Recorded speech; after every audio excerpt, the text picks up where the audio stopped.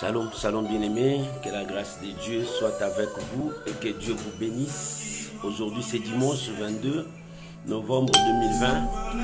Que toute la gloire revienne à Dieu. Nous sommes aujourd'hui à l'école de Dieu où nous apprenons comment marcher avec Dieu, comment craindre Dieu, comment vivre la parole de Dieu. Bien-aimés, tout passera mais la parole de Dieu ne passera jamais. C'est pour cela que nous sommes les étudiants à l'école de Dieu. Que le Saint-Esprit nous enseigne. Je vous bénis. Shalom à vous tous. Que la grâce de Dieu soit avec vous. Soyez bénis au nom de Jésus. Bien-aimés, bientôt nous allons commencer à partager la vidéo. Que Dieu vous bénisse.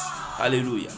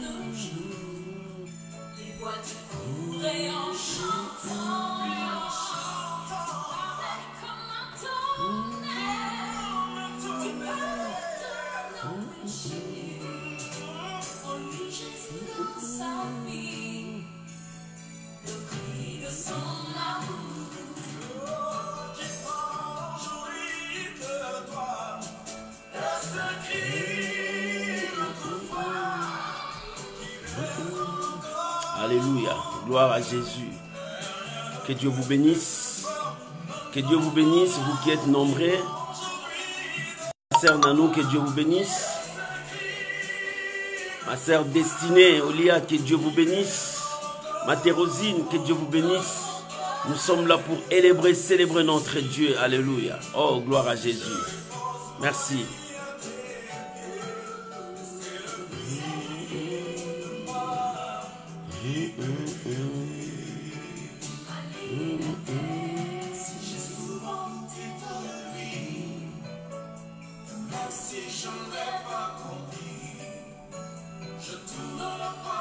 Alléluia, alléluia, gloire à Jésus.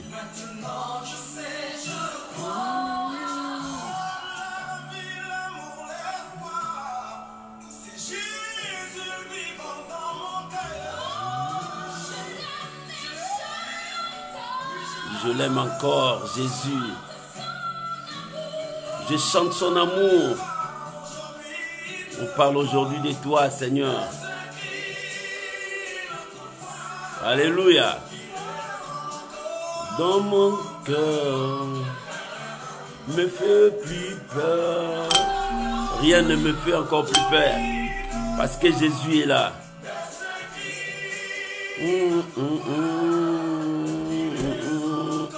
Dans mon cœur.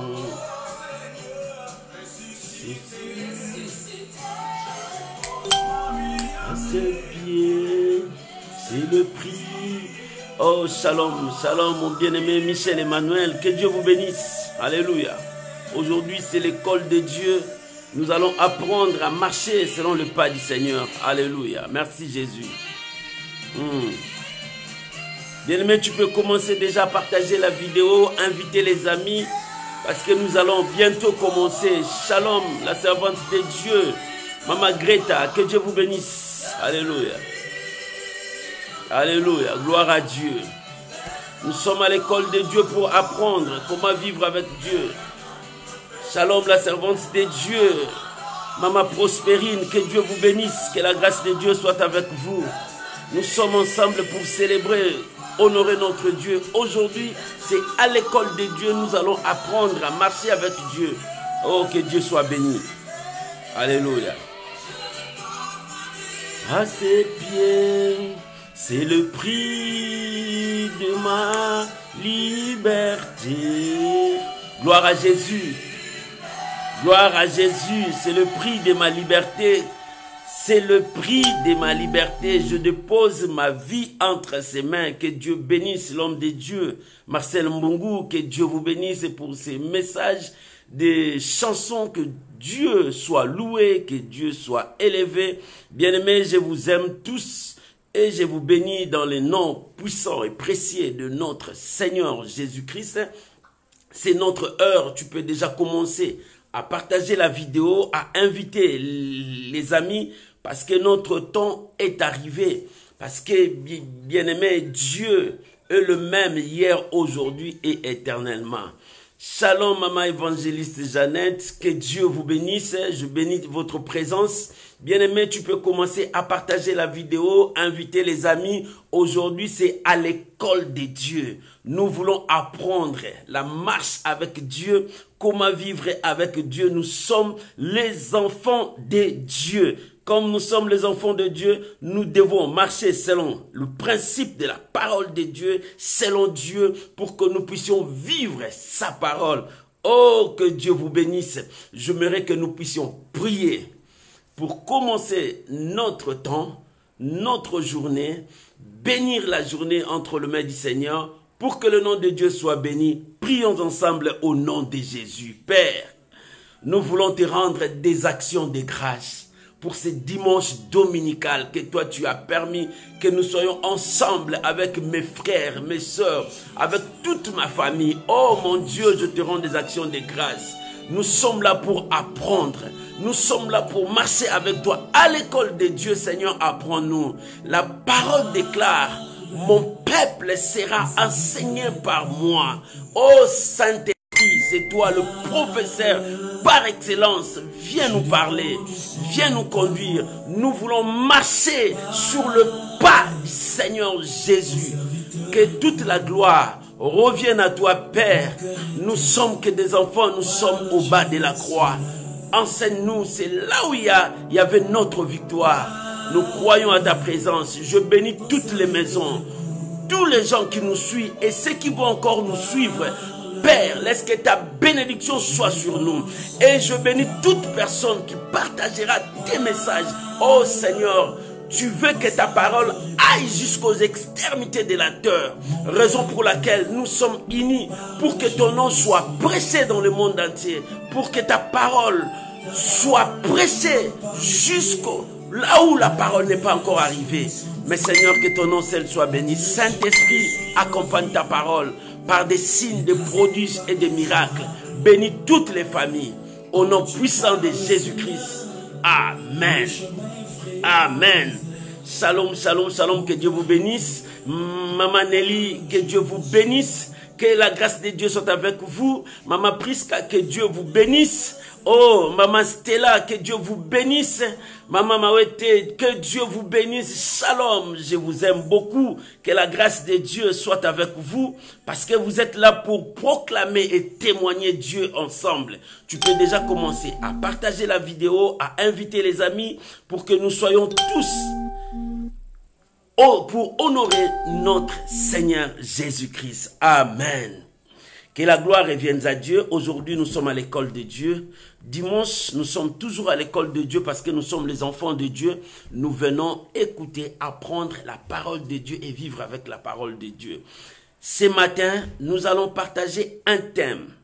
Un thème intitulé « Tout ce que vous demanderez avec foi par la prière, vous le recevez. » Voilà notre thème. Nous allons parler de cela.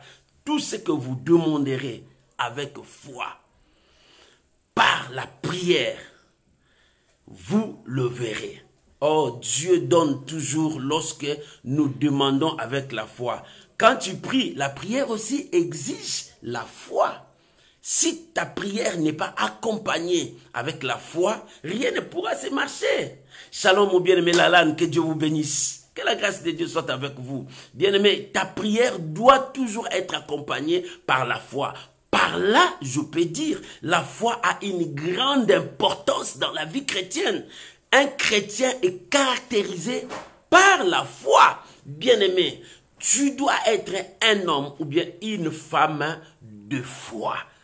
pour réussir dans tout ce que tu entreprendras dans ce monde. Parce que dans ce monde, nous rencontrons beaucoup de choses. Mais la seule moyen, la seule force qui peut nous aider à surmonter cela, c'est la foi.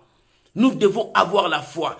Quand tu pries, il te faut la foi. Bien-aimé, quand tu vis, il te faut la foi. Quand tu marches, il te faut la foi. La foi, c'est comme l'argent qui nous permet à passer partout. C'est la clé de passe-partout pour recevoir la grâce de Dieu, la miséricorde, la réponse à tout problème. C'est pour cela que nous disons, tout ce que vous demanderez avec foi. Tout ce que tu feras avec foi. Tout ce que tu diras avec foi. Tout ce que tu peux faire dans ce monde, il faut que cela soit associé avec la foi. Or, la foi est une ferme assurance. C'est ce que la Bible dit dans Hébreux. Or, la foi est une ferme assurance. Et l'assurance là ne restera pas seulement comme ça. C'est aussi une démonstration de choses qu'on ne voit pas. Des choses que tu n'as pas encore vues, mais tu commences à démontrer comme si tu as la chose. Et la foi aussi, c'est confesser cela. Tu commences à publier ce que Dieu t'a donné. Même si tu n'as pas vu ça, tu crois. C'est ça l'importance. J'aimerais que nous puissions lire aujourd'hui. Nous avons un passage. Ce passage se retrouve aussi dans Marc. Mais moi, je veux dans l'évangile de Matthieu parce que Matthieu a simplifié un peu ça. Nous sommes dans Matthieu chapitre 21. Aujourd'hui, nous allons aller petit à petit. Pas à pas pour que nous puissions comprendre la parole de Dieu. Tout ce que vous demanderez avec foi, par la prière, vous le recevez. Nous lisons Matthieu chapitre 21, verset 18 jusqu'au verset 22. La Bible dit, le matin en retournant à la ville, il lui eut faim. C'est Jésus. Quand il retourne à la ville, il lui eut faim. Voyant un figuier sur le chemin, il s'en approcha, mais il n'y trouva que de feuilles. Et il lui dit, Jésus dit maintenant au figuier, que jamais fruit ne naisse de toi. Oh, Jésus a dit sur un figuier, jamais un fruit naisse de toi. Et à l'instant, le figuier sécha. Les disciples qui virent cela furent étonnés et dirent, comment ce figuier est-il devenu sec à un instant? Jésus leur répondit, je vous l'ai dit en vérité, si vous aviez de la foi et que vous ne doutiez point, non seulement vous ferez ce qui a été fait à ces figuiers, mais quand vous diriez à cette montagne, ôte-toi de là et jette-toi dans la mer, cela c'est fait. Tout ce que vous demanderez avec foi par la prière, vous les verrez. Amen. Que Dieu vous bénisse. Voilà la parole de Dieu. Dieu est dans sa parole. Dieu vit dans sa parole. La Bible est ça. La Bible que nous voyons, tu peux déchirer. La Bible que tu as, tu peux le faire brûler, c'est rien. Mais la Bible contient la parole de Dieu. Il y a une inspiration là-bas.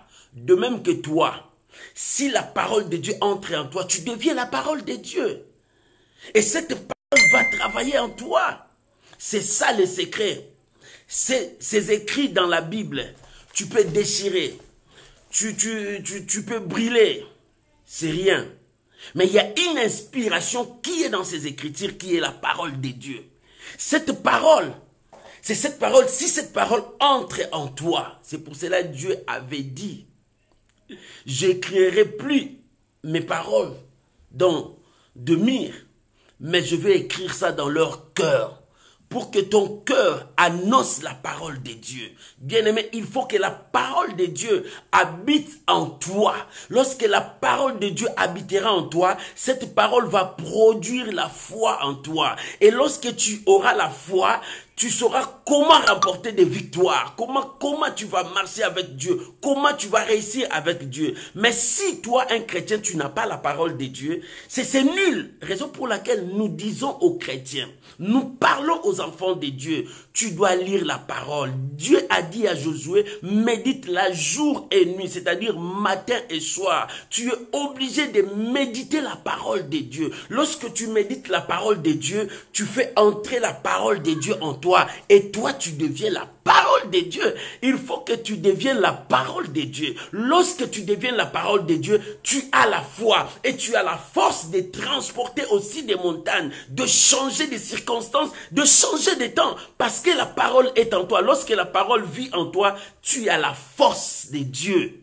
C'est ça le secret pour les enfants de Dieu. Si tu veux aller loin avec Dieu, laisse que la parole de Dieu entre en toi. Médite-la jour et nuit. Tu dois devenir la parole de Dieu. Lorsque tu deviens la parole de Dieu, tu deviens fort. Le diable ne pourra pas te détruire. Pourquoi le diable n'a pas essayé de gagner Jésus-Christ pendant le temps de jeûne et prière? Parce que Jésus était la parole. Lui-même était la parole. La parole était en lui. Parce que quand le diable disait ceci, le diable disait ce qui est écrit dans la Bible. Et Jésus aussi lui disait, il est aussi écrit comme ça. Parce que la parole était avec lui. Mais toi, chrétien, tu n'as pas le temps de lire la Bible. Comment tu vas avancer avec Dieu? Comment tu vas réussir avec Dieu? Ta vie doit être une vie qui a la parole de Dieu. Oh, bien-aimé, fais un effort chaque jour. Médite une pensée. Raison pour laquelle dans mes profils, je mets chaque jour un verset de méditation. Il y a toujours un ou bien deux versets que tu vas méditer. Prends ces versets au sérieux, médite-la, garde ces paroles en toi. Lorsque ces paroles prendront place dans ta vie, tu seras fort. Nous ne voulons plus des chrétiens qui chantent seulement wow, non. Nous voulons des chrétiens qui font sortir la parole qui est en eux pour que cette parole sorte dans leur vie et que ces paroles communiquent de vie partout. La parole sort en toi, communique la vie. Oh bien-aimé, ce n'est pas ce qui entre qui nous détruisent, c'est ce qui sort de nous. Oh, il faut que la parole sorte en toi. Que les gens voient la parole sortir en toi. Mais si en toi, il n'y a que la haine qui sort, si en toi, il n'y a que la jalousie qui sort, si en toi, il n'y a que le meurtre qui sort, si en toi, il y a toujours les négativités qui sortent en toi, bien, mais c'est-à-dire en toi, il n'y a pas la parole de Dieu. Lorsque la parole habite en toi, quand tu ouvriras la bouche, les gens vont comprendre la sagesse. Les gens vont comprendre la sagesse. Dans les temps anciens, en Israël, le vieillard, le vieux, ils étaient dans une place où ils s'asseyaient. Les jeunes venaient écouter la sagesse. Pourquoi la sagesse? Parce qu'ils ont vaincu longtemps, ils ont vu beaucoup de choses, ils ont de l'expérience. C'est pour cela qu'ils communiquent à la génération future. C'est de même avec nous les chrétiens. Nous devons avoir la parole de Dieu en nous pour que nous puissions communiquer à la génération future de comprendre qui est notre Dieu, comment marcher avec Dieu, comment vivre avec Dieu. Voilà, l'importance est là. La Bible dit, Jésus, le matin, il voulait partir avec ses disciples, il n'était pas seul. Le matin, il partait avec ses disciples, mais il eut faim parce qu'il travaillait beaucoup. Bien aimé, le Seigneur travaillait sans cesse, sans relâche, parce qu'il était venu pour sauver les âmes qui étaient perdues. C'est pour cela qu'il partait de gauche à droite chercher les âmes. Il n'était pas assis, croiser les mains pour que ces âmes-là viennent. Comme on dit, c'est les malades qui viennent chercher les médecins. Mais dans cette époque, Jésus partait chercher les malades partout. Il partait dans des synagogues, sur la rue. Il avançait, il prêchait la parole de Dieu. Oh bien-aimé, l'église n'est pas seulement le temple qu'on a construit. L'église est partout. Dans la rue, il y a l'église de Dieu. Aujourd'hui, dans le confinement, on a fermé les églises, mais l'église est partout. Bien-aimé, tu peux être dans ta maison, toi et tes enfants, vous priez, c'est ça l'église. Parce que la Bible dit, là où deux ou trois sont réunis à mon nom. Bien-aimé, l'église, c'est quand vous réunissez dans votre maison, vous priez Dieu. Dieu est là. Si nous partons à l'église, nous partons pour nous rassembler avec nos frères et sœurs et recevoir la parole de Dieu. C'est bien aussi à l'église, mais la vraie église, c'est ton cœur. Est-ce que tu as préparé ton cœur? Est-ce que dans ton cœur, il y a la parole de Dieu? Jésus sortait pour partir. Lorsqu'il partait, il a eu faim. Il a vu un figuier. Il a eu un figuier. Bien-aimé, aujourd'hui, je veux parler des 3 points. Le premier point, c'est le figuier. Il a vu un figuier, le feuille de figuier, dit non, je veux trouver quelque chose là-bas. Mais en arrivant là-bas, il n'a trouvé rien. Le premier point, c'est le figuier. Lorsqu'il n'a trouvé rien, il a dit désormais, personne ne mangera de ton fruit. C'est-à-dire, tu es stérile. C'est-à-dire, rien ne produira en toi. Et dès qu'il a dit, le figuier s'est séché. Mais quand nous lisons dans Marc, Marc aussi a interprété ce qu'il a entendu. Ce qu'il a entendu. Parce que pendant ce temps-là, Marc, lui, il a pris des témoignages de beaucoup de gens. Parce qu'en ce temps-là, il n'était pas avec le Seigneur. Mais dans son évangile, il a dit, Jésus en passant, il a vu le figuier, il n'a trouvé pas le fruit, il a parlé. Personne ne mangera de ton fruit. Ils sont partis. Lorsqu'ils sont partis, le lendemain, quand ils passaient par là, ils ont vu que le figuier était sec. Ça, c'est Marc qui a dit ça. Mais Matthieu a dit, à l'instant même, quand Jésus a parlé, et à l'instant même, l'arbre devient sec. C'était scandaleux vers les disciples. Ils sont partis vers les Seigneurs. Mais c'est quoi ça? Bien-aimé, je veux te parler de figuier. Le figuier. Dans la Bible, le figuier signifiait Israël. Le figuier signifiait Israël. Dans le livre d'Osée 9, 10, Dieu a dit, j'ai rencontré votre père qui était le premier fruit d'olivier.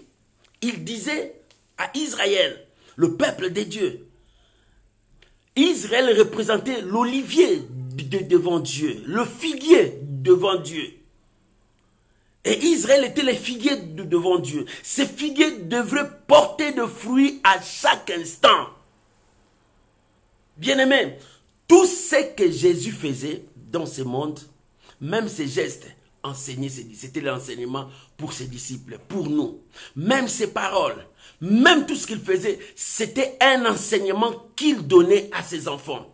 Pour ces figuiers, Jésus était Dieu. Il savait que ce n'était pas la saison de ces figuiers. Ce n'était pas la saison. Mais il savait. Il voulait donner l'enseignement à l'église que nous, les enfants de Dieu, nous sommes des figuiers.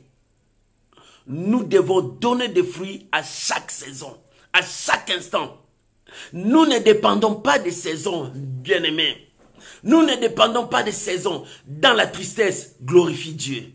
Dans la joie, glorifie Dieu. N'attendez pas seulement quand tu as beaucoup d'argent, tu peux aller à l'église pour bénir le Seigneur. Non, pendant que tu passes des temps difficiles, c'est le temps aussi d'aller à l'église pour chercher Dieu. Pendant que les choses ne marchent pas, c'est encore le temps pour invoquer les dieux. N'attendez pas les saisons. Je veux glorifier Dieu lorsqu'il va me bénir. Si tu me bénis, je te servirai comme ça. Non. Mais si tu ne vois pas ça, est-ce que tu continueras à servir Dieu? Voilà beaucoup de gens à l'église. Ils sont des figuiers qui ne portent pas de fruits. Ils viennent à l'église seulement pour que Dieu les bénisse. Pour que Dieu leur donne du mariage. Pour que Dieu fasse ça. Alors si tu ne vois pas ça, tu vas retourner dans le monde. Tu vas aller faire l'alliance avec les francs-maçons. Tu vas faire l'alliance avec la magie. Tu vas faire l'alliance avec les occultistes. Parce que tu es venu à Dieu, tu avais ton objectif. Moi, mon objectif, je veux seulement voir, je veux me marier, je veux faire... Non, bien aimé, on vient à l'église premièrement parce que Dieu nous a sauvés. On vient à l'église premièrement parce que Dieu nous a sauvés. L'olivier était là pour honorer Dieu. L'olivier et le figuier était là pour honorer Dieu. Quand Dieu a besoin de son figuier, le figuier devrait répondre à l'appel de Dieu. C'est ça, c'est toi le figuier. Quand Dieu a besoin de toi, tu dois répondre à l'appel de Dieu. Nous ne venons pas à l'église parce que je veux que Dieu me donne la voiture, je veux que Dieu me donne des immeubles. Non, je prie parce que Dieu m'a sauvé. J'étais pécheur. La nature adamique était sur moi. Je ne pouvais rien me lever la tête devant Dieu parce que j'étais pécheur. Tous ont péché, sont privés de la gloire de Dieu. Mais gloire soit rendue à Jésus. Parce qu'à la croix, il a payé le rançon. Il a payé les prix Il a payé le prix de son sang. Il n'a pas payé au diable parce que le diable n'a rien fait. Il a payé à Dieu parce que l'homme a suscité la colère de Dieu. L'homme a désobéi à Dieu. L'homme ne voulait pas écouter Dieu. C'est pour cela que la colère de Dieu est venue. Et Dieu a frappé l'homme. C'est ça, la nature adamique, le péché qui est entré dans l'homme. Et Jésus à la croix, il nous a sauvés de la malédiction de la croix. C'est pour cela que la Bible dit qu'il soit maudit celui qui était pendu au bois. Raison pour laquelle il a été pendu, il nous a sauvés pour que nous apportons le fruit dans le monde. Mais si toi, figuier, tu ne portes pas de fruits, voilà la colère de Dieu. C'est pour cela, la première chose, tu pries Dieu, non pas seulement pour que tu puisses avoir des enfants, non pas pour que tu voyages, non pas pour ça, non bien-aimé, si c'est là, oh bien-aimé, c'est rien pour toi, tu ne pries pas Dieu. Lorsque tu n'auras pas ça, tu retourneras là où tu es venu. Mais quand tu pries Dieu, par objectif que je suis là pour rendre gloire à Dieu de ce qu'il a fait dans ma vie. Il a sauvé mon âme. Il a sauvé ma vie de la malédiction, du péché, de la condamnation, de toute œuvre morte. Il m'a sauvé. Je suis reconnaissant, raison pour laquelle je viens à l'église pour lui rendre grâce. Et Dieu te bénira. Oh bien-aimé, la Bible dit, cherchez premièrement le royaume et la justice de Dieu. Toi, figuier, lorsque tu cherches premièrement le royaume et la justice de Dieu, tu vas honorer Dieu. Tu ne manqueras pas de fruits en toi. Tu ne manqueras pas de fruits en toi. Les fruits seront toujours avec toi. J'aimerais que nous puissions lire Jean-Baptiste dans l'évangile de Matthieu, chapitre 3. C'est ce que Jean-Baptiste a dit. Matthieu chapitre 3. Je vais lire à partir du verset 7. Matthieu 3. Je vais lire le verset 7 jusqu'au verset 9. Nous allons lire la parole de Dieu. Nous sommes à l'école de Dieu. Nous devons apprendre les pas de l'église, les pas de la parole de Dieu. Ce sont des petites choses que toi tu dises. C'est ce que nous manquons. Nous avons besoin de ça pour réussir dans notre vie chrétienne. Matthieu chapitre 3, verset 7 à 9. La Bible dit, mais voyant venir à son baptême beaucoup de pharisiens et des Sadducéens, il leur dit, race de vipères, qui vous a appris à fuir la colère à venir? Produisez donc du fruit digne de la repentance et ne prétendez pas à dire à vous-même, nous avons Abraham pour père, car je vous le déclare que de ces pierres-ci, Dieu peut susciter des enfants à Abraham. Voilà ce que Jean-Baptiste disait aux pharisiens. Les Sadducéens, les gens de la loi qui venaient vers lui. Ces gens-là venaient pourquoi? Ils venaient pour être baptisés. Il dit, mais il vient pour baptiser, il commence à leur dire, race des vipères. Pourquoi? Il ne les a pas insultés, ils étaient des vipères. Ils étaient des vipères parce qu'en eux, il y avait des venins qui tuaient les gens. Ils se disaient qu'ils servent Dieu, mais en réalité, ils ne servaient pas Dieu. Ils se disaient, ils sont des sacrificataires. Mais regarde leur vie, les sacrificataires. Regarde leur vie. Jusqu'à aujourd'hui, on a aussi de tels sacrificataires. On a aussi de tels pharisiens à l'église de Dieu. Tu le vois avec la Bible comme un saint homme. Mais regarde sa vie. Regarde-lui dehors, bien-aimé. C'est pour cela Jean a dit race des vipères. Repentez-vous, vous devrez vous repentir. L'église de Dieu doit se repentir. Bien, mais quand tu viens à l'église de Dieu, repens-toi sincèrement. Ne fais pas de blagues avec Dieu. On ne se manque pas de Dieu. Ce qu'un homme aura semé, il les moissonnera, dit la Bible. Et en voyant venir les Sadducéens, le pharisien, il a dit race des vipères. Qui vous a appris à fuir la colère à venir? Parce que vous avez appris que la colère à venir vient. C'est pour cela que vous venez. Mais ne venez pas comme des hypocrites parce qu'ils étaient des hypocrites. Ils ont l'autre face, mais l'autre face est gardée derrière.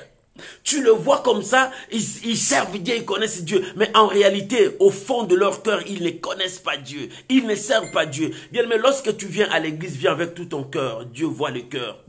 Moi, quand tu viens à l'église, je te vois. je vois ton visage, je vois ton apparence, mais je ne connais pas ton cœur. Mais Dieu, quand tu viens devant lui, il connaît ton cœur. Il dit que ce cœur-là est bien disposé pour recevoir la bénédiction. Nous prions, nous venons à Dieu. Il faut venir avec nos cœurs. C'est ce que Dieu demande. Le pharisien ne venait pas avec leur cœur, mais eux, ils venaient avec leur apparence. C'est pour cela Jean les disait race des vipères. Ils étaient des vipères. Ils ont gardé le venin à l'intérieur. Ils vous montrent qu'ils sont doux.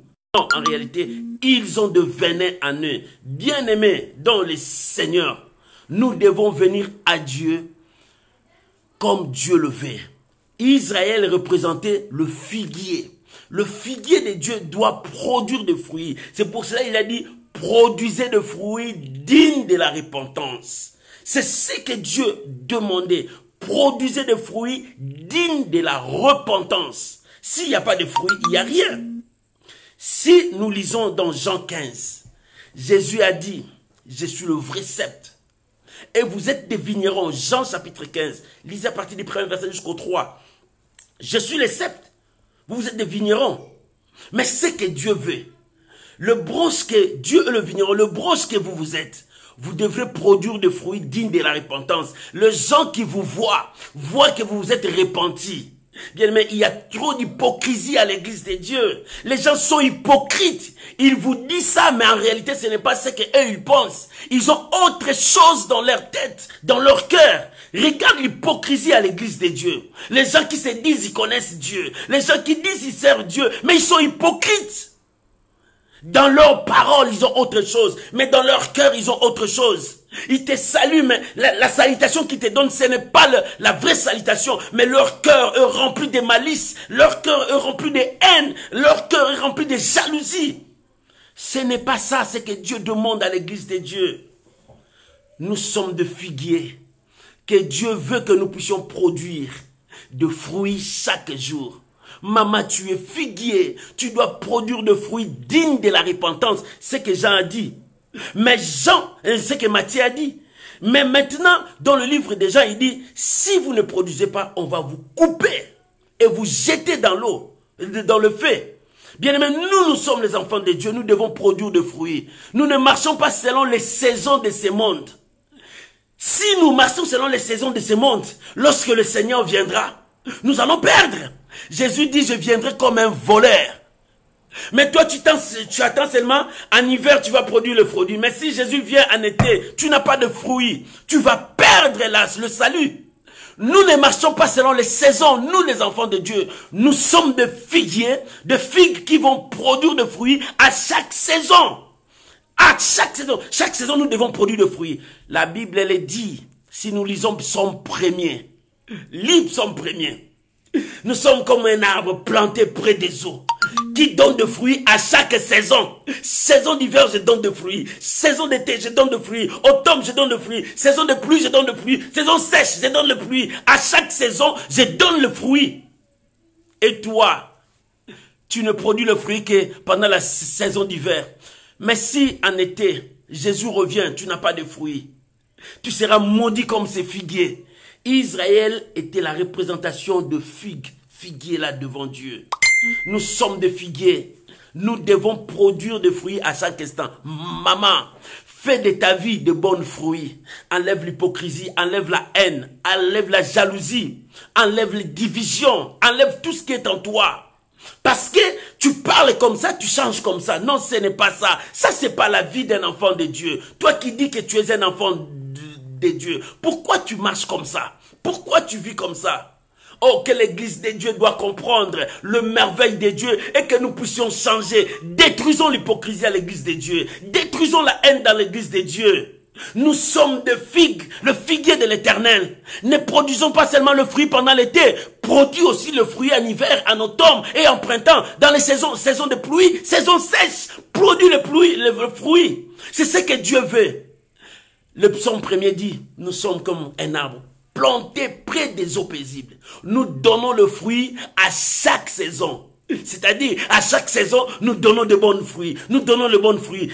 C'est pour cela que Jean-Baptiste a dit dans Matthieu, il dit, produisez donc de fruits dignes de la repentance. C'est-à-dire, vos fruits présentent que vous êtes changés. Quels sont vos fruits? Vos comportements. Ton comportement doit changer, maman. Ta vie va changer. Lorsque tu changeras, c'est alors que la parole de Dieu entrera en toi. Et tu verras l'accomplissement de la parole de Dieu. La foi va agir. C'est ce que Dieu nous demande.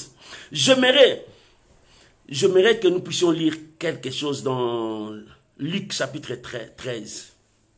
Luc 13, versets 6 à 9. Ce sont des mêmes paroles, mais il y a des choses que tu vas comprendre là-bas. Luc chapitre 13, et le verset 6 à 9, la Bible dit, je lis la parole de Dieu. Nous sommes à l'école de Dieu, nous devons apprendre. Luc chapitre 13, et le verset, je vais lire le verset 6 jusqu'au verset 9.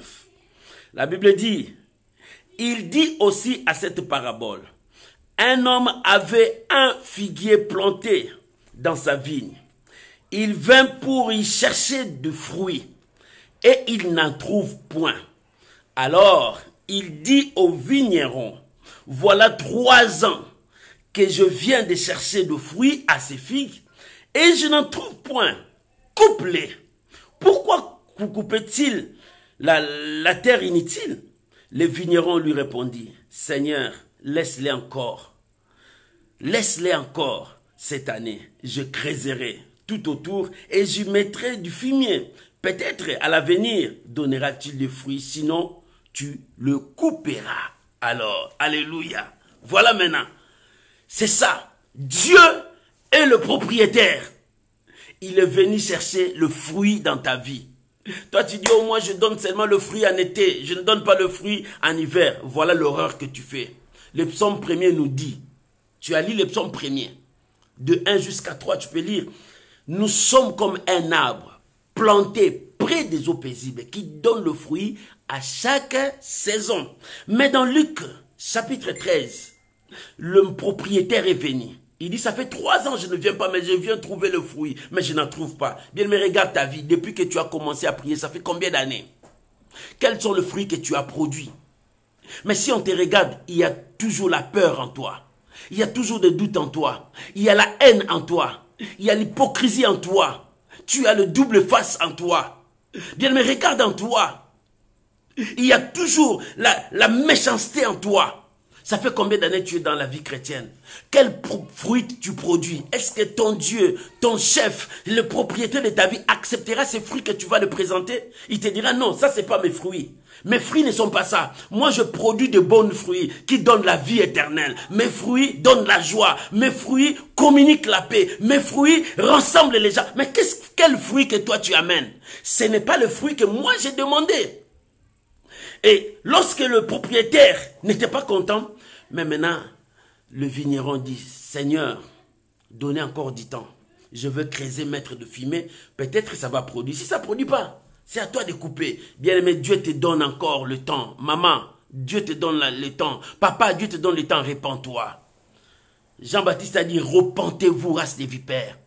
Produisez des fruits dignes de la repentance. Toi qui viens à l'église, produis des fruits dignes à la repentance. Maman, toi qui es à la maison, produisez des fruits dignes à la repentance. Papa, toi qui es à la maison, produisez les fruits dignes de la repentance. Ce n'est pas que tu es à la maison, tu deviens méchant, taper les enfants parce que tu es pendant le temps de confinement. Non, produisez les fruits dignes de la repentance. Prends tes enfants, commence à leur enseigner la parole de Dieu. Prends tes enfants, rassemblez-vous, commencez à prier. Produisez les fruits dignes de la repentance. Regarde dans des maisons, il n'y a pas même de prières de maison. Vous n'avez même pas de prières en famille. Quand vous êtes en famille, priez. Il n'y a pas. Bien-aimés, vous devez avoir le temps de prier en famille. Même si vous n'êtes pas ensemble, il y a des téléphones. L'homme blanc a tout accompli. Tu peux appeler ta famille, rassembler, faites vos groupes, commencez à faire la prière. Prions pour notre famille, prions. C'est ça le fruit digne de la repentance. Qu'est-ce que vous faites? Tes enfants sont éparpillés, tu n'as même pas l'information de tes enfants. Rassemblez-vous, commencez à prier. Produisez des fruits dignes de la repentance. Ne détruisez pas, mais produisez le fruit digne de la repentance. C'est ça. Figuier. Les disciples, le verset 20, dans Matthieu, notre Matthieu 21, le verset 20, les disciples qui virent cela, firent étonner et dirent, comment ce figuier est-il devenu à sec et à un instant? Le verset 21. Parce que les disciples étaient étonnés de voir comment Jésus a dit, personne ne mangera ton fruit. L'arbre est devenu sec. Bien-aimé, Dieu te donne les temps. Il ne veut pas que tu sois sec. Commencez à changer ta vie. Repends-toi. Tu es ce figuier. Répands-toi, maman. Commence à changer. Produisez le fruit digne de la repentance. Change ta vie et Dieu te bénira. Mais maintenant, nous passons au deuxième point. Jésus dit dans le verset 21. Jésus leur répondit.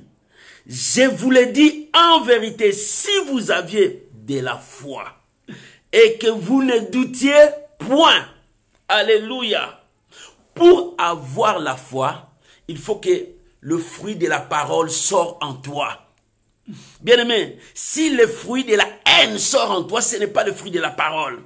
Si le fruit de l'hypocrisie sort en toi, ce n'est pas le fruit de la parole. Pour avoir la foi, il faut les signes, le fruit de la parole. La Bible dit, or la foi vient de ce qu'on attend. Et ce qu'on attend vient de la parole de Dieu. C'est pour cela que Jésus a regardé ses figues. Il a dit, personne ne mangera de ton fruit. Pourquoi? Parce que Israël, Dieu représentait Israël comme le figue là. C'était Israël. Mais Dieu voulait prendre le fruit. C'était un enseignement pour les disciples. Le figue là, ce n'était pas sa saison. Pour nous, les enfants de Dieu, nous ne vivons pas avec les saisons. Les saisons, non. Toi qui produis le fruit seulement au mois pendant le temps d'hiver. Et si Jésus vient en été, comme tu ne produis pas le fruit, tu vas perdre? Non. Le psaume premier a dit ce que nous venons de lire. Nous sommes comme un arbre planté près des eaux. Nous produisons de fruits à chaque saison. C'est-à-dire en hiver, nous avons des saisons, nous avons des fruits. C'est-à-dire en été, nous produisons de fruits. C'est-à-dire pendant l'automne, nous produisons de fruits. Et on prétend, nous produisons de fruits pendant la saison de pluie. Nous produisons de fruits pendant la saison sèche. Nous produisons de fruits. C'est-à-dire nous produisons le fruit à chaque instant. Toi, un enfant de Dieu, tu dois produire de fruits à chaque instant parce que quand ton Seigneur viendra, tu ne sais pas, il dit, je viendrai comme un voleur. Lorsque je veux venir, je trouve le fruit. Et s'il ne trouve pas de fruits, c'est comme dans Luc 23 qu'on a lu. Coupez-les. Coupez-les. Mais maintenant, les disciples étaient étonnés. Ils disent, Seigneur, pourquoi? Et le Seigneur commence maintenant à donner le deuxième enseignement. Le premier enseignement, c'était le figue. Maintenant, nous passons au deuxième. C'est la foi. Alléluia. Tout ce que vous demanderez avec foi, c'est-à-dire la foi doit être accompagnée. Mais la foi vient de la parole de Dieu. Tu es figue. Tu dois mettre la parole de Dieu en toi pour que la parole sorte en toi. Bien-aimé, ce qui entre, ce n'est pas ce qui nous détruit, mais ce qui sort en nous. Si la parole est en toi, tu feras sortir dans ta bouche la parole de Dieu, la vie, l'odeur de vie, le changement de vie. Mais s'il y a la mort en toi, tu feras sortir la trahison, la haine, tu feras sortir la méchanceté. Répands-toi. C'est pour cela que Jean a dit, nous venons de lire, Jean a dit, race de vipères. Il n'a pas insulté, mais il a dit ce qu'ils sont. Ils sont des hypocrites, de vipères. Ils gardent le venin pour injecter aux gens. Vous le voyez d'où? Mais ils ont des venins en eux. Parce qu'en eux, il n'y a pas la parole de Dieu. Lorsque tu as la parole de Dieu, le venin ne sortira pas. C'est la bénédiction qui va sortir. Tu béniras tout le monde. Tu béniras tout le monde. Maman, répands-toi. Papa, répands-toi. Pour que la foi vienne en toi, il faut que la parole habite en toi. La Bible, je t'avais dit, ce sont des papiers, tu peux déchirer, tu peux jeter. Mais la vraie parole, la Bible contient seulement la parole de Dieu, c'est-à-dire l'Esprit de Dieu. Et lorsque tu prends cette parole, tu mets en toi, toi aussi tu deviens la parole de Dieu. L'Esprit de Dieu habite en toi, tu commenceras à communiquer la vie partout, à communiquer la grâce de Dieu partout. C'est ça ce que Dieu nous demande. Pour avoir la foi, il te faut la parole. C'est pour cela, lorsque les disciples sont venus, Seigneur, pourquoi cet arbre a séché comme ça? Jésus a dit, Jésus n'est pas parti loin, il a dit calmement. Il dit ceci, Jésus leur répondit, en vérité, si vous aviez la foi. Comment on peut avoir la foi? C'est quand tu prends la parole de Dieu, tu avales ça. Ce n'est pas avaler ça. C'est lire la parole de Dieu. Médite. Les chrétiens ne lisent jamais la parole de Dieu. Quand ils partent à l'église, c'est avec la Bible. Et peut-être la Bible, c'est ils partent avec ça le dimanche. Et aujourd'hui, on a des confinements, ils ne touchent plus la Bible. Tu dois lire la Bible, tu dois toucher la Bible. C'est par là que tu auras la foi. La foi, la Bible dit, la foi vient de ce qu'on attend. Et ce qu'on attend vient de la parole de Dieu. Si tu attends des choses qui ne viennent pas de la parole de Dieu, tu n'auras pas la foi. Lorsque tu as la foi en toi, la maladie peut venir. Mais ce qui sortira en toi repoussera la maladie loin de toi.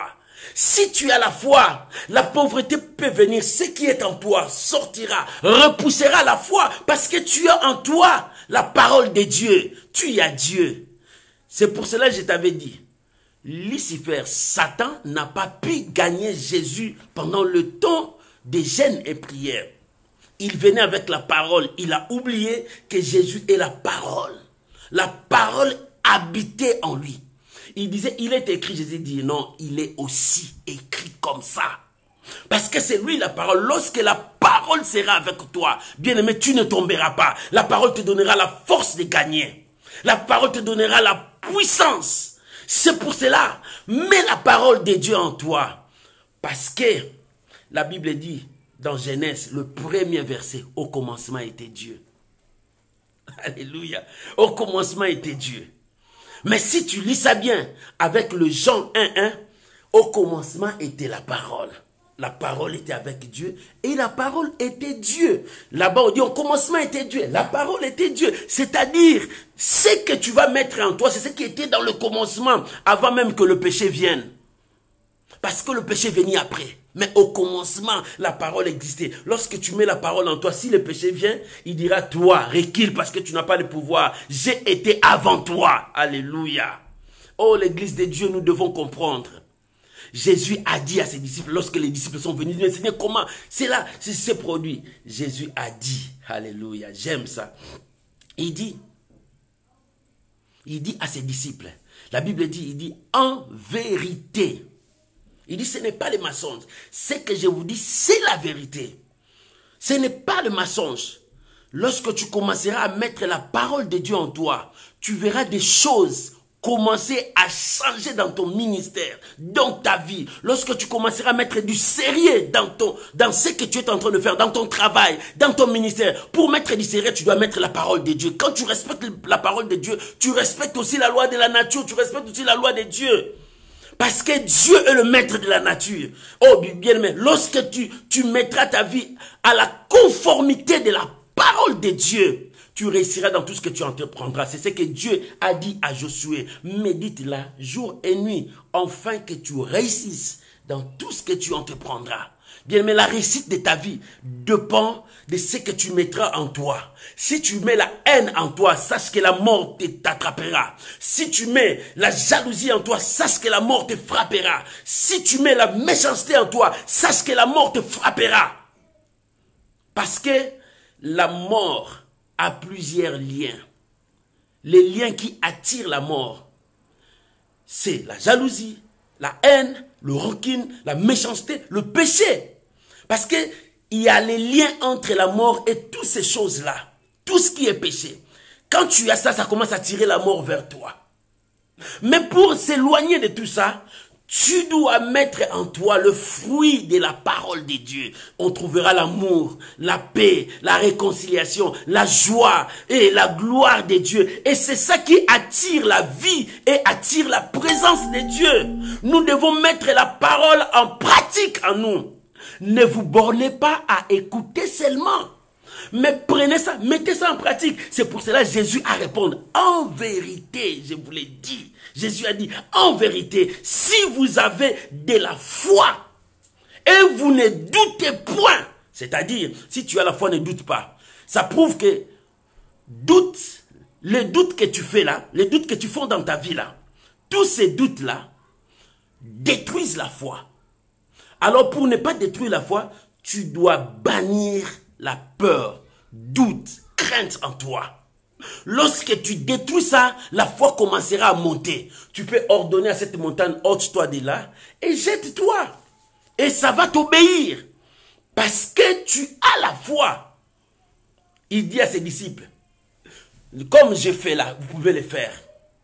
Si vous avez la foi, ce n'est pas seulement à faire ça, mais vous le ferez encore plus davantage. Bien-aimé, la vie chrétienne nous demande la foi.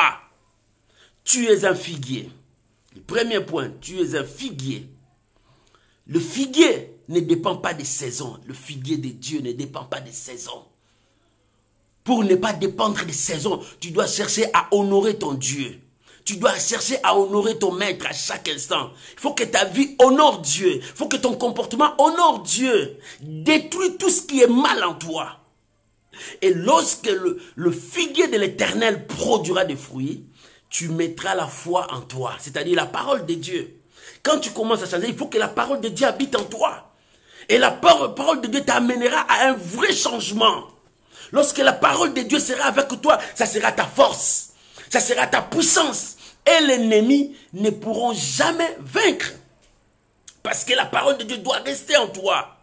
La parole de Dieu en toi, c'est le poumon, c'est la foi, c'est le cœur qui te donne, qui pompe le sang à travailler, à circuler pour que tu vois que tu es en bonne santé, pour que le miracle se communique en toi. C'est ça la parole de Dieu qui produit la foi en nous. Et lorsque tu as la foi, tu peux faire sortir la vie en toi. Oh bien-aimé, la vie sortira en toi. Le miracle sortira en toi. J'aimerais lire quelques passages dans Matthieu 17. Je vais lire Matthieu 17 et puis on va terminer sur Marc là. Matthieu 17. Je commence à partir de 14 pour comprendre. Tu peux aller loin pour comprendre. Mais moi, je veux commencer à partir du verset 17. La Bible dit: race d'incrédules et pervers, répondit Jésus, jusqu'à quand serai avec vous? Là, il parle à ses disciples. Parce qu'ils étaient devant un malade. Ces gens-là qui étaient avec le Seigneur. Et quelqu'un a amené un malade devant ses disciples. Venez, parce que le maître est occupé. Vous venez parce que vous êtes avec lui. Oh bien-aimé, tu es avec le maître, mais tu n'arrives pas à chasser un démon. Tu es avec le maître, tu n'arrives pas à dominer le péché. Tu es avec le maître, tu n'arrives pas à faire du bien au monde. Quel genre de disciple es-tu? Nous sommes des disciples. Nous devons marcher comme le maître a marché. Jésus a regardé ses disciples, race des incrédules, parce qu'il a vu l'incrédulité en eux. Il dit: je vous donne la parole, je vous donne tout ce qu'il vous faut. Mais pour ces démons, vous n'arrivez pas. Vous n'arrivez pas. Jusqu'à quand serai-je avec vous? Parce qu'il faut que je parte. Vous devrez faire la continuité. Maman, Jésus veut que tu fasses la continuité. Papa, Jésus veut que tu fasses la continuité. Jusqu'à quand? Tu marches avec le maître, mais tu n'arrives pas à dominer le péché qui est en toi. Le péché devient comme ton ami fidèle. Et tu dis que tu es un enfant de Dieu. Tu marches avec le maître, mais tu n'arrives pas à abandonner les mensonges. Les mensonges deviennent comme la clé pour toi, pour passer partout, pour que les gens puissent t'accepter. Il faut que tu fabriques les mensonges. Mais tu marches avec le maître. Mais non. Le maître a dit: race des incrédules. Jusqu'à quand marcherai avec vous? Mais écoute le verset 20. Il a dit: c'est à cause de votre incrédulité, il leur dit, je vous l'ai dit, si vous aviez de la foi comme un grain de sénévé, vous diriez à cette montagne: transporte-toi d'ici là, et elle la transportera. Rien ne vous serait impossible. C'est ce que le Seigneur a dit. Parce que vous êtes incrédule. Parce qu'il y a des doutes en vous. Bien-aimé, si tu veux aller loin dans la vie chrétienne, mets la parole de Dieu en toi. Que la parole de Dieu habite en toi. La parole de Dieu commencera à combattre l'incrédulité. L'incrédulité va tomber. Pour comment mettre la parole de Dieu, tu dois d'abord croire à cette parole. Parce que si tu ne crois pas, tu commenceras à douter même à cette parole. Est-ce que c'est la parole de Dieu vraiment? Est-ce que c'est Dieu qui a dit ça? Ou bien ce sont les gens qui l'ont écrit? Mais non, quand tu commences à croire que c'est Dieu, et tu mettras cette parole en toi, tu auras confiance à cette parole. Et ce que Dieu te dit, s'il dit: attends là, ça va s'accomplir, tu attendras, tu ne commenceras pas à douter. Ah, ça s'accomplira quand? Jusqu'à quand? J'ai déjà entendu 3 ans, j'ai déjà entendu 5 ans, je n'ai pas vu. Depuis que je suis dans ces mariages, je n'ai pas encore vu. Depuis que je suis ici, je n'ai pas encore vu. Là, c'est toi. C'est le doute qui commencent à t'empêcher de voir la bénédiction de Dieu. Voilà. S'il y a des doutes en toi, tu ne verras pas. C'est pour ça qu'il a dit à ses disciples, en vérité, si vous aviez de la foi, tout petit comme la graine de la sénévé, pouvez dire à cette montagne, Dieu est capable de tout. Dieu est capable de tout. Nous devons chercher à produire des fruits dignes de la repentance dans nos vies.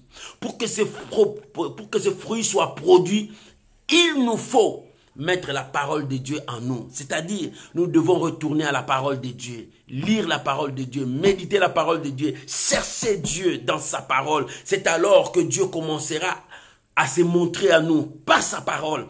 Et la puissance de la parole travaillera à nous. Le verset de Marc, pour arriver à la fin. Marc 9, le verset 22 à verset 25. Marc, chapitre 9. Oh, gloire au Seigneur. Merci. Tu as trouvé Marc chapitre 9. Nous allons lire le verset 22. La Bible dit, ça c'est le Seigneur qui parle à ses disciples par rapport aussi aux mêmes épreuves qui s'est présentées. Écoute le verset 22. Le Seigneur a dit, et souvent l'esprit les jette dans le feu. Ça c'est l'enfant. L'esprit les jette dans le feu et dans l'eau pour faire périr. Mais si tu paies quelque chose, viens à notre secours et compassion de nous. Jésus lui dit, si tu paies. Jésus s'est étonné. Si je paie. Non, Jésus paie. Bien aimé. Parce que quand cet homme a dit, si tu paies, il a des doutes. Il n'a pas de foi. Il dit, Seigneur, si tu paies. Parce qu'il ne croyait pas que le Seigneur peut faire ça. De même toi, tu es aussi comme ça. Oh Seigneur, si tu peux le faire, Dieu est capable de le faire. Dieu est capable de le faire. Un jour, c'est mon fils qui m'a corrigé. Moi, j'ai dit, Dieu peut faire ça. Il dit, non papa, c'est pas ça. Dieu doit le faire, il est capable de le faire. Ne dis pas comme ça. Je regardais un enfant de 6 ans qui me corrige. J'ai dit, gloire au Seigneur. Je ne peux pas limiter Dieu. Dieu est toujours capable. Dieu doit le faire parce que c'est sa parole. Dieu est capable de le faire. C'est sa parole. Ne doute pas à l'accomplissement de la promesse de Dieu. Ne doute pas à ce que Dieu est capable de le faire. Tu ne sais pas de quoi Dieu est capable de le faire. Dieu est capable. Et il a dit, tout est possible à celui qui croit. Et cet homme a crié, je crois. Et quand cet homme a crié, je crois, la foi là est venue de tout son cœur. C'est ce que Dieu cherche en toi. Que cette foi qui vienne en toi pour changer les circonstances de ta vie. Raison pour laquelle la Bible dit, tout ce que vous demanderez avec foi en prière. C'est-à-dire ta prière exige la foi. Toi qui pries, c'est bien. Quand tu pries, est-ce que tu as la foi? Il y a des gens qui prient sans la foi. Et rien ne peut se passer. Tout va se faire avec la foi. Quand tu marches, est-ce que tu as la foi? Quand tu pries, est-ce que tu as la foi? Quand tu réfléchis, est-ce que tu as la foi? Quand tu avances, est-ce que tu as la foi? Tout doit être associé avec la foi. Si la foi n'est pas là, tu n'avanceras pas. Bien-aimés, nous prions un Dieu invisible mais présent, mais nous le voyons par la foi, nous le touchons par la foi. Bien-aimés, nous croyons par la foi que ce Dieu-là est avec nous. Lorsque nous croyons par la foi, c'est alors que nous allons expérimenter sa présence. Bien-aimés, Jésus a dit à ses disciples, tout ce que vous demanderez avec la foi, par la prière, il te faut la foi pour vivre les merveilles de Dieu. Mais pour la foi, tu dois mettre la parole de Dieu en toi. Est-ce que la parole de Dieu habite en toi? Prends la décision aujourd'hui. 1. Répands-toi sincèrement. Répands-toi sincèrement pour produire de fruits devant Dieu jour et nuit. Parce que quand ton maître viendra, il viendra comme un voleur. Il ne te dit pas que je viendrai aujourd'hui le 22. Non, il viendra comme un voleur. Dans quelle saison? Sur toi, tu attends les saisons. Tu attends seulement les saisons des oranges pour manger les oranges. Mais Dieu dit, toi, tu es un figue. Tu dois produire de fruits à chaque saison. Et à chaque saison, tu dois apporter le fruit à ton Dieu. C'est-à-dire glorifier ton Dieu dans ta vie. Bien-aimé, le matin, tu dois glorifier Dieu. À 12h, tu dois glorifier Dieu. Le soir, tu dois glorifier. La nuit, tu dois glorifier Dieu. Tu dois porter ton Dieu à tout moment. C'est-à-dire, porte le fruit. Mais si tu ne portes pas le fruit, répands-toi sincèrement. Répands-toi sincèrement et mets la parole de Dieu en toi, qui produira la foi. Et avec la foi, tu monteras avec Dieu. Oh bien-aimé, il est temps que nous puissions honorer notre Dieu. Dans ton église, honore ton Dieu. Ne sois pas les pharisiens hypocrites à l'église. Oh bien-aimé, tu pars à l'église pourquoi? Parce que tu es hypocrite. Tu marches avec le Seigneur, pourquoi? Parce que tu es un menteur jusqu'à aujourd'hui. Tu n'arrives pas à gagner ce qui te détruisent. Commence d'abord à gagner ce qui te détruisent et l'Éternel marchera avec toi. Oh, bien-aimé, avec Dieu, cette maladie n'est rien. L'Éternel est capable de faire tout ce que lui, il veut faire dans ta vie. C'est pour cela qu'il dit, tout ce que vous demanderez avec foi. Tu demandes quoi? La Bible dit, demandez, on vous donnera, mais demandez avec foi. Cherchez, tu trouveras, mais cherchez avec foi. Frappez, on ouvrira pour toi, mais avec foi. Mais si tu n'as pas la foi, quand tu frappes, tu attends qu'il n'y a personne, tu vas abandonner. Quand tu cherches, tu ne trouves pas, tu n'as pas la foi, tu vas abandonner. Quand tu demandes, on ne te donne pas, tu n'as pas la foi, tu vas abandonner. Or, la foi te donnera la force, la puissance de persévérer, de continuer, de chercher, même si je n'ai pas vu ça aujourd'hui, demain, la foi te dit, demain tu le trouveras, continue encore. C'est ce que Dieu te demande. Tout ce que tu vas faire, que cela soit accompagné avec la foi. Or, la foi vient de la parole de Dieu. Tout ce que vous demanderez avec foi. Bien, mais si tu veux demander, tu dois avoir la foi. La foi vient de ce qu'on attend. Et ce qu'on attend vient de la parole de Dieu. Ne doutez point à la puissance de Dieu. Ne doutez point à ce que Dieu te dit. Dieu est capable de répondre. Le problème, c'est parce que nous avons des doutes. Le problème, c'est parce que nous avons peur. Le problème, c'est parce que nous n'arrivons pas à croire, à placer notre confiance à Dieu. Que Dieu bénisse sa parole au nom de Jésus. Tu peux acclamer le Seigneur là où tu es. Que Dieu te bénisse. Tu peux mettre encore beaucoup de j'aime. Tu peux mettre encore beaucoup de j'aime pour honorer ton Dieu. Que le nom de Dieu soit béni. Bien-aimé, tout ce que tu demanderas avec foi, tu vas le recevoir. Pour le recevoir, tu dois avoir la foi. Mais la première chose, tu es un figuier. La deuxième chose, tu dois mettre la foi pour réussir tout ce que tu demandes à Dieu. Que Dieu vous bénisse. J'aimerais que nous puissions prier. Chacun de nous va prier à Dieu. Bien-aimés, nous étions à l'école de Dieu. Dieu nous a appris. Qu'est-ce que Dieu t'a appris ce matin? Qu'est-ce que Dieu t'a révélé ce matin?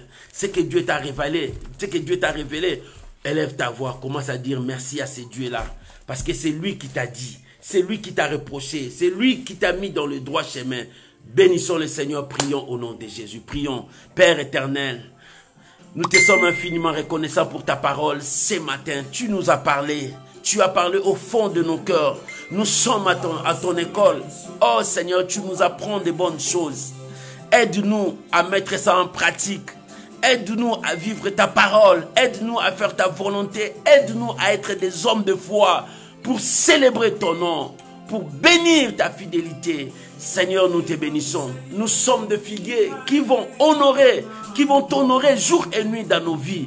Nous devons produire toujours de fruits pour que les gens voient le bon œuvre à nous. Papa, je bénis ta parole. Je bénis chacun de nous au nom puissant de Jésus. Que la grâce de Dieu soit sur toi, mon frère. Que la grâce de Dieu soit sur toi, ma soeur. Et que l'Éternel vous bénisse. Que la grâce de Dieu marche avec vous. Oh, je vous bénis tous. Au nom de Jésus. Amen. Amen. Shalom, shalom, shalom. Que Dieu vous bénisse. Que la grâce de Dieu soit avec vous. Aujourd'hui, c'était à l'école de Dieu. Tout ce que vous demanderez avec foi par la prière, Dieu va vous l'accorder. Que Dieu vous bénisse. Shalom, je vous aime beaucoup. Merci aux hommes de Dieu qui étaient là. Que Dieu vous bénisse. Merci Papa Justin. Que la grâce de Dieu soit avec vous. Que l'Éternel vous bénisse. Je vous aime beaucoup et toi aussi, vous aussi, vous m'aimez beaucoup. Raison pour laquelle vous me soutenez à chaque instant. Que Dieu vous bénisse. On se retrouve mercredi et dans notre dose de foi. C'est la grande école de notre foi. Nous apprenons tout à avancer. Aujourd'hui, le FIC, la foi. Que Dieu vous bénisse. Bon dimanche. Et que Dieu bénisse encore nos amis qui vont se réveiller. Que la grâce de Dieu soit avec eux. Qui vont écouter encore. Shalom, shalom, shalom.